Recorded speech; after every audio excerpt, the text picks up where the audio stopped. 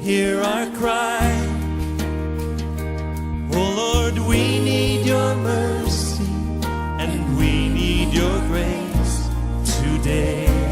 Sweet, hear us as we pray.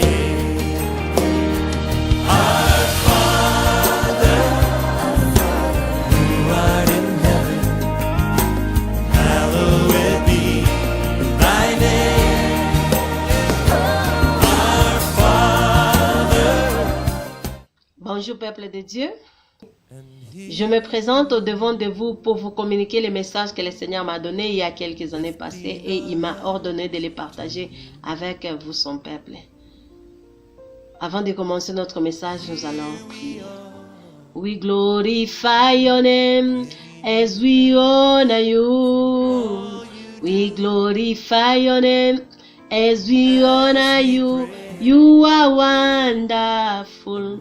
You are the Messiah.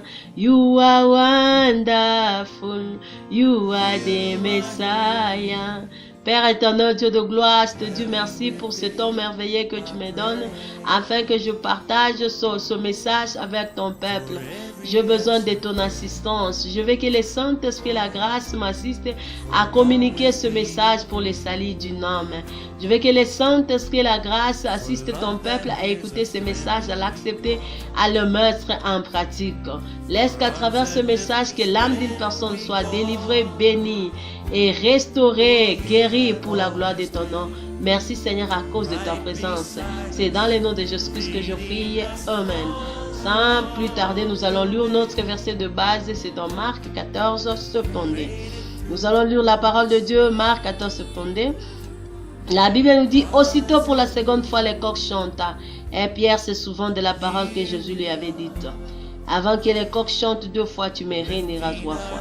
Et en y réfléchissant, il plairait. Oui, bien-aimés dans le Seigneur, le Seigneur nous a donné ces messages, nous a ordonné de les partager avec vous, son peuple. Ces messages me concernent, ça te concerne. Ces messages nous concernent tous. Ça concerne, bien-aimés, les infirmes et les gens en bonne santé et en bonne condition physique.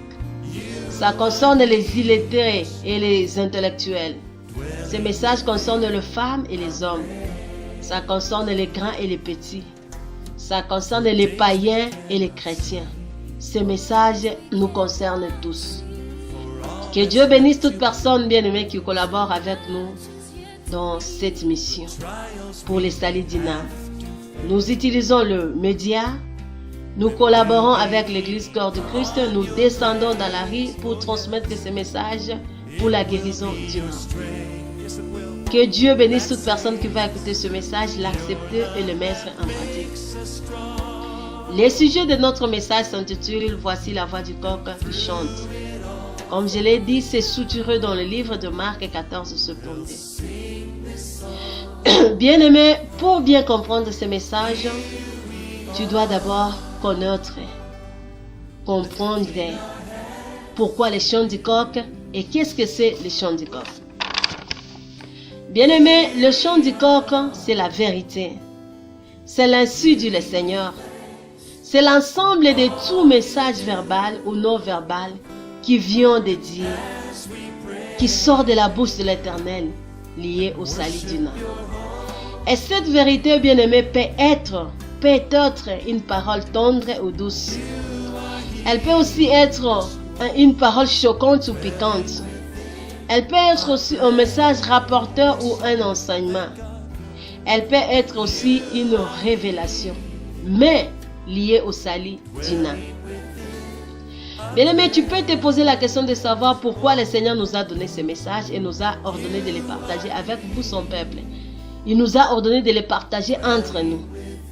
Le Seigneur nous a donné ce message et nous a ordonné de les partager entre nous, dans le but de faire revenir la brebis perdue de la maison d'Israël dans sa maison, auprès de son vrai Père qui est le Seigneur Jésus-Christ. Alléluia. Et qui est la brebis perdue de la maison d'Israël? Bien-aimé, la brebis perdue de la maison d'Israël, c'est toute personne chrétienne ou non chrétienne. C'est toute personne croyant en Jésus-Christ ou non croyant en Jésus-Christ qui a la semence de Dieu en elle, mais étant désorientée par les diables. Alléluia. À l'exemple de Simon-Pierre et de la femme samaritaine. Jean 4, 6 à 29.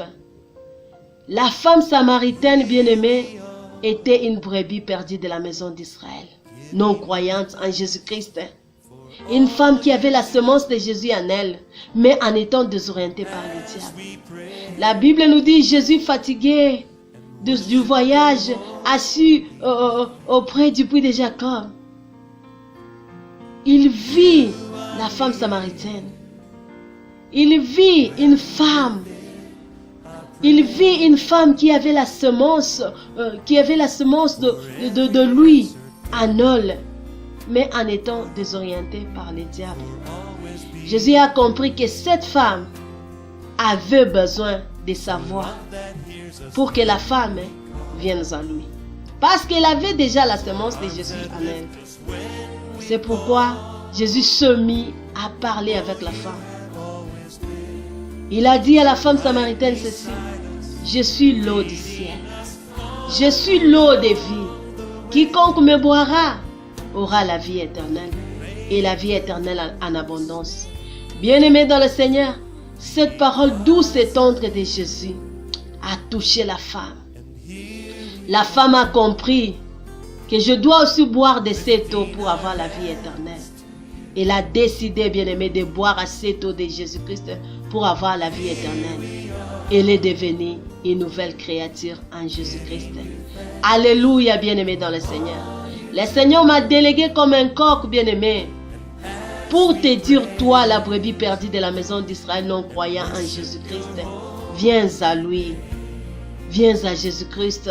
C'est lui le Messie, l'envoyé spécial de Dieu pour le salut de ton âme. Il dit, viens à lui, c'est lui Emmanuel, le représentant légal de Dieu sur cette terre pour le salut de ton âme. Il dit, viens à lui, c'est lui le chemin, la vérité et la vie.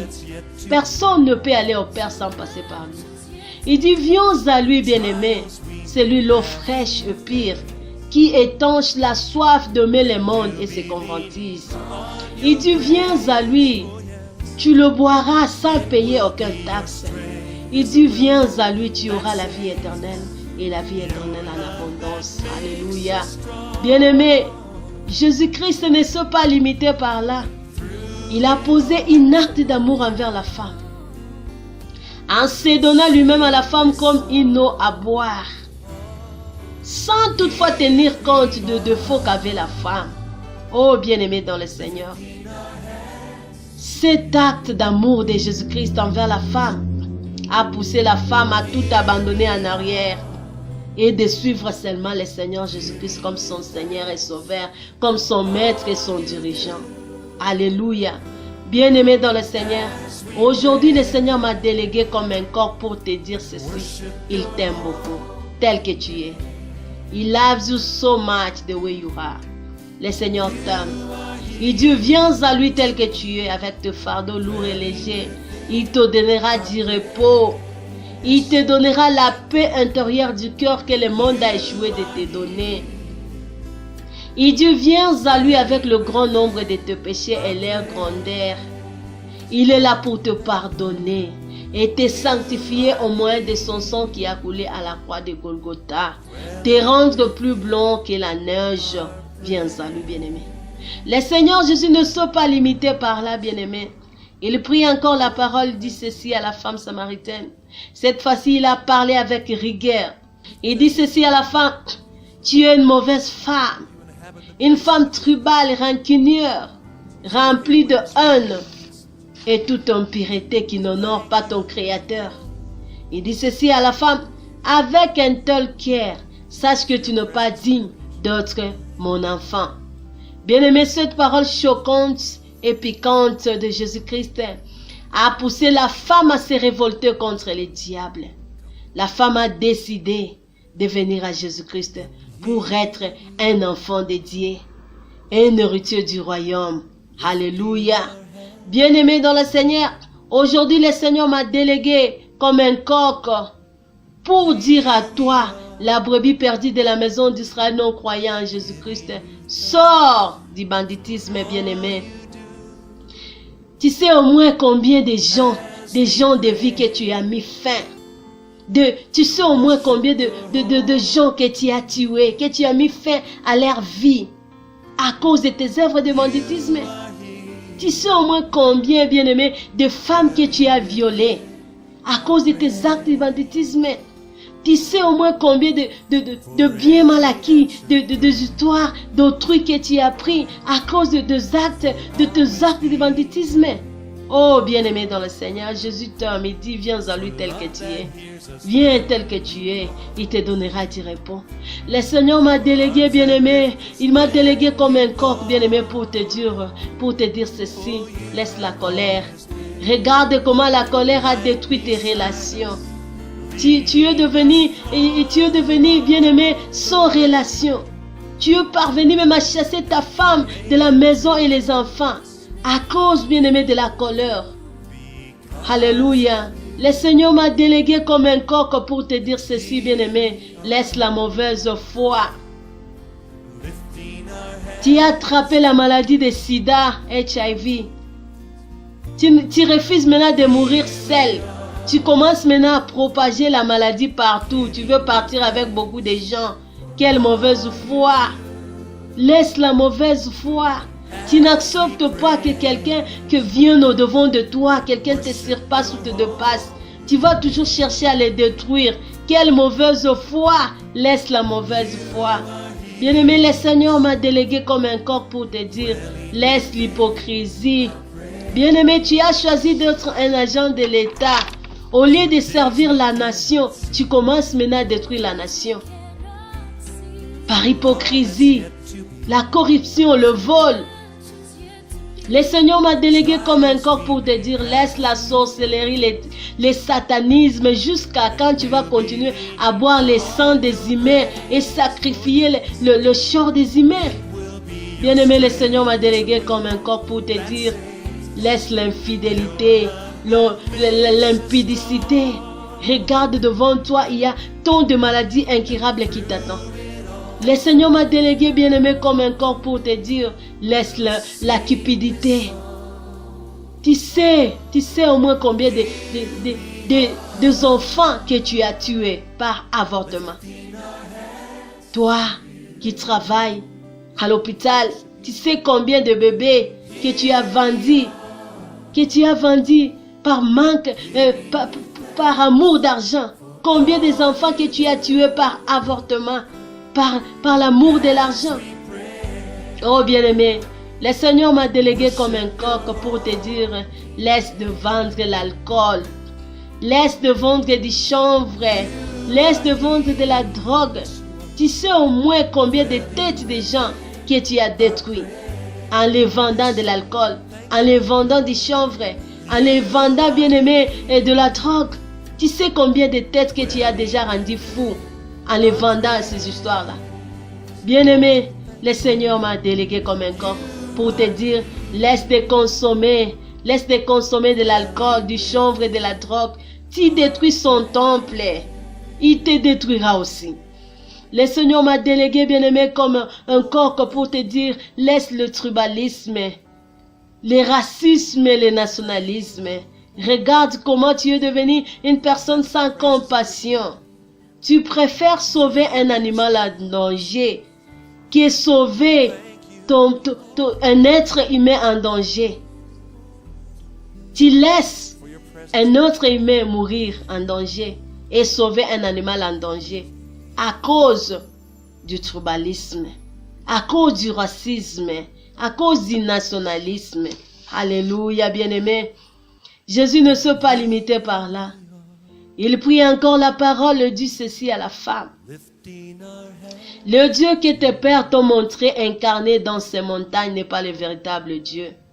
Parce que le véritable Dieu est un esprit qui ne peut jamais être maintenu par l'homme dans une chose. Tes pères, idolâtres qu'ils ont été, ils t'ont fait aussi une idolâtre. de la façon dont ils t'ont enseigné. Au lieu de t'enseigner de poser la foi sur la parole de Dieu ou en Dieu ton Créateur, ils t'ont montré de poser la foi sur une doctrine culturelle traditionnelle. Alléluia. Et il dit ceci à la femme: le fait de donner plus d'importance et de la valeur à ces montagnes qu'à ton Créateur, c'est ça l'idolâtrie. Parce que tu fais de culte à ces montagnes. Il dit encore à la femme: si tu veux être la personne que Dieu admire ou désire dans sa présence, tu dois croire en moi. Parce que moi et le Père, nous sommes un. Je suis dans le Père et le Père est en moi. Tu ne dois jamais croire que Dieu est incarné dans ces montagnes. Tu ne dois jamais poser ta foi sur une doctrine culturelle traditionnelle. Tu dois poser ta foi en moi et croire en moi. Parce que moi et le Père, nous sommes un. Je suis dans le Père et le Père est en moi. Bien-aimés, ces grandes révélations, ces révélations profondes, ces enseignements profonds ont poussé la femme à connaître le véritable Dieu et à l'adorer. Alléluia. Bien-aimé dans le Seigneur, le Seigneur m'a délégué comme un corps pour te dire ceci. Il est un esprit. Il est un esprit, bien-aimé, qui ne peut jamais être maintenu dans un être humain pour lui rendre grâce. Il est un esprit, bien-aimé. Il s'était déjà incarné à Jésus-Christ une seule fois pour le salut de l'humanité. Il est en Jésus. C'est déjà fini. Il ne s'incarnera plus dans une autre personne. Il est en Jésus. C'est ça son adresse exacte. Si tu veux le trouver, tu veux le voir, viens en Jésus-Christ. Entre en Jésus-Christ, tu verras Dieu, le véritable Dieu. Alléluia. Il dit qu'il est un esprit. Mais étant un esprit bien-aimé, par sa puissance, il peut toutefois utiliser un être humain pour accomplir une mission quelconque avec lui. Mais cela ne veut pas dire qu'il est incarné dans cette personne. Tu dois faire des cultes à cette personne. Non, bien-aimé. Vous savez quoi, bien-aimé dans le Seigneur? En donnant beaucoup de l'importance et de la valeur à la personne que Dieu a utilisée pour ta délivrance, pour ta solution, tu fais des cultes à cette personne sans toutefois le savoir. Et c'est ça même l'idolâtrie. Laisse-moi te dire ceci. La vérité est ceci. Tout Dieu qu'on te présente, bien-aimé, personnalisé dans une personne, dans un autre humain, n'est pas le véritable Dieu. C'est un faux Dieu. C'est un petit Dieu. Tu es dans l'idolâtrie. Sors de l'idolâtrie, bien-aimé. Sors de l'idolâtrie. Éloigne-toi de ces petits dieux.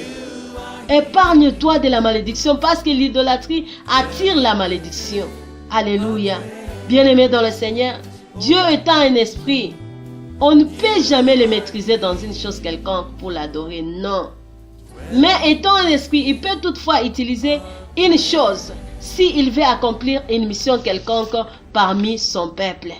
Mais cela ne veut pas dire qu'il est incarné, il est dans cette chose-là. Nous devons l'adorer en voyant la chose. Non. Non, bien-aimé, c'est ça l'idolâtrie. Quand nous donnons beaucoup de l'importance et de la valeur à la chose que Dieu a utilisée pour notre délivrance, bien-aimé, nous faisons des cultes à la chose. Et c'est ça même l'idolâtrie. Bien-aimé dans le Seigneur, la vérité à connaître est ceci. Toute chose qu'on te présente que Dieu est incarné là, n'est pas, bien-aimé, n'est pas la chose que tu dois adorer. Toute chose que Dieu a utilisée pour la délivrance, pour ta délivrance, pour ton salut, bien-aimé, n'est pas Dieu. On se pose la question, comment reconnaître ou comment découvrir une brebis perdue de la maison d'Israël parmi tant d'autres personnages? C'est seulement facile. Une brebis perdue de la maison d'Israël, pour les reconnaître, pour les découvrir parmi tant d'autres personnages, bien-aimé, tu le découvriras. C'est une personne qui a un caractéristique en lui qui plaît au Seigneur. Quelle est cette caractéristique? C'est une personne qui a l'humilité de cœur devant la parole de Dieu. Une brebis perdue de la maison d'Israël, bien-aimé, c'est une personne qui a le brisement de cœur devant l'insu du Seigneur, devant la vérité. C'est une personne qui s'humilie, bien-aimé, qui s'humilie facilement devant le chant du coq, un message lié au salut de son âme. C'est une personne bien-aimée qui a la facilité d'accepter la correction venant de Dieu. C'est une personne bien-aimée qui est sensible à la parole de Dieu. C'est une personne qui brise facilement son cœur devant un message lié au salut de son âme. C'est une personne, quand il reconnaît ses erreurs, bien-aimés, il ne tarde pas à se repentir et à arranger sa relation avec le Seigneur. C'est une personne, bien-aimée, qui ne tolère pas d'être dans une mauvaise relation avec son Dieu. C'est une personne qui ne bosse pas devant la parole de Dieu qui sort de la bouche de l'Éternel à travers ses serviteurs. C'est une personne qui ne considère pas la parole de Dieu comme du n'importe quoi. C'est une personne bien-aimée qui ne considère pas les serviteurs de Dieu comme des vauriens. Alléluia. C'est une personne bien-aimée qui se laisse corriger par la parole de Dieu, qui se laisse instruire par la parole de Dieu, qui apprend à travers la parole de Dieu, qui laisse que la parole de Dieu lui façonne, le brise, le transforme. C'est une personne bien-aimée qui aime Dieu de tout son cœur. Alléluia, bien-aimé dans le Seigneur. Si tu trouves une personne qui injure, qui sabote, qui chasse le vrai serviteur de Dieu, bien-aimé, qui n'aime pas la parole de Dieu, qui sabote la parole de Dieu, cette personne n'est pas une brebis perdue de la maison d'Israël. C'est un fils de la perdition, destiné à aller en enfer. Pour finir mon message, que le Seigneur vous bénisse, je vais finir mon message avec un petit témoignage. Je donne ce témoignage pour t'encourager à être toujours soudé avec Dieu. Je donne ce témoignage, bien-aimé, pour te dire que Dieu est tellement fidèle. Il est celui qui dit des choses et qui accomplit. Ce qu'il t'avait dit, c'est réalisera un jour. Bien-aimé, mon petit témoignage est ceci. Je me suis mariée comme toute autre femme. À l'âge où j'avais vu que je dois me marier, je me suis mariée. Après, je restais avec mon mari. Après 2 ans de mariage, nous étions bien. Je commençais à traverser des problèmes. Bien-aimé, comment est-ce que ces problèmes ont commencé? Il y a une sœur, parce que mon mari était un serviteur de Dieu. Et j'étais aussi une servante de Dieu dans notre assemblée. Cette sœur-là venait souvent nous rendre visite à la maison. Je la considérais comme une sœur en Christ. Mais je ne savais pas qu'est-ce que la sœur pensait sur moi et sur mon mari. Quand on a eu des problèmes, petits problèmes dans le mariage, dans le couple, et tout autre couple ont des problèmes, mon mari est allé voir la sœur, il a parlé à la sœur. À partir de là, la sœur a profité pour me détruire. Bien aimé, mon mari est venu à la maison, c'était des problèmes. Il m'a chassé. J'ai dit à mon mari, je ne peux pas partir parce que j'avais remarqué que j'avais la grossesse dans moi. Quand je dis à mon mari ça, il est allé dire encore à la sœur. Quand mon mari est venu à la maison, il m'a chassé. Il m'a dit, je ne sais pas cette grossesse-là. Cette grossesse ne m'appartient pas, c'est pour ces mecs-là. Bien aimé, c'est un problème que je ne savais pas. J'ai appelé des gens de l'église, des sages de l'église pour m'aider. Ils ont échoué de m'aider. Ils étaient toujours du côté de mon mari. Et mon mari a réussi à me chasser à la maison. Comme ma famille biologique était loin de moi, bien aimé, je ne savais pas où aller. J'ai commencé à déambuler par-ci par-là. Je suis devenue une femme vagabonde. Bien aimé, heureusement le Seigneur m'a fait grâce. Je me suis rencontrée avec une servante de Dieu. Elle avait aussi le problème de sa maison. Elle était instable aussi, mais il a accepté que je puisse rester avec elle. Mais je dormais dans une église qui n'était pas vraiment tolée. Quand la pluie venait, je me réveillais, mais je restais là. La maman prenait soin de moi. Mais elle ne savait pas que j'étais grosse. Bien aimé, mon problème était d'avoir seulement un espace où je pouvais prier. Quand je priais, je disais au Seigneur de me justifier. J'avais cherché tous les moyens, le voies et moyens pour prouver mon innocence. Mais je ne pouvais pas. Bien-aimé, j'ai appelé des hommes de Dieu, j'ai appelé la famille, ma famille, la famille de mon mari pour prouver mon innocence au devant de mon mari. Mon mari était catégoriquement strict. Il disait non. Il m'a déjà chassé de la maison, c'est fini le mariage. Bien-aimé, je plairais. J'avais dit au Seigneur, même si le mariage va se perdre, mais au moins la justice, mon innocence, parce que ma réputation est très importante. Je disais non, ma réputation. Parce que tout le monde m'haïssait, tout le monde m'insultait, tout le monde disait beaucoup de choses sur moi. Même dans l'église, tout le monde savait, on m'avait suspendu, on m'avait chassé. Bien aimé, je ne pouvais pas rencontrer même une personne de l'église. Je ne pouvais pas parler même aux gens qui étaient tout autour de moi parce que tout le monde me considérait une femme infidèle. Parfois, quand je vois des pasteurs qui disent des mensonges à propos de leurs femmes et les femmes ne savent pas comment prouver leur innocence, ça me fait mal. Serviteurs de Dieu, nous devons changer. Alléluia. Si tu veux épouser notre femme, va, épouse même 5 si tu vois que c'est bien dans le ministère. Faites-le, mais laisse la maman pasteur sans problème, sans une mauvaise réputation. Bien-aimé, tout le monde me jetait des pierres, tout le monde disait de moi des mauvaises choses. Mais quand je priais, le Seigneur m'avait promis, il m'avait promis qu'il me justifiera. Bien-aimé, je ne savais pas comment ou quand est-ce que la justice de Dieu viendra. Mais je savais au moins que le Seigneur me justifiera. À 5 mois ou 4 mois de grossesse, maman pasteur, la servante de Dieu, a vu que j'étais grosse. Elle m'a dit non, nous devons rentrer chez toi. Nous sommes rentrés chez moi auprès de mon mari. Mon mari a dit non. On était obligé d'aller au niveau de l'État. L'État nous a aidés à me remettre dans la maison. J'étais dans la maison, bien aimée, comme je ne sais pas, même le torchon a de la valeur. Je pouvais souffrir. Et personne ne s'intéressait à moi. Je plairais seulement. Je disais à Dieu, accomplis tes promesses. Ce que tu m'avais dit, justifie-moi. Mais je ne savais pas. Mais notre Dieu est un Dieu fidèle. Je souffrais, j'avais un autre enfant. Mon mari ne me donnait même pas l'argent suffisamment pour l'enfant que j'avais. Cher papa, si tu n'aimes pas la femme, pourquoi haïr aussi tes enfants, tes propres enfants? Chère maman, tu as des problèmes avec ton mari. Pourquoi mettre ces problèmes-là sur la tête des enfants, injurier les enfants parce que tu es en colère de ton mari? Pourquoi maltraiter les enfants quand vous avez des problèmes entre vous les maris? Bien-aimé, notre Dieu est bon. C'était le jour où je devais accoucher. Je suis allée à la maternité, j'ai accouché un enfant.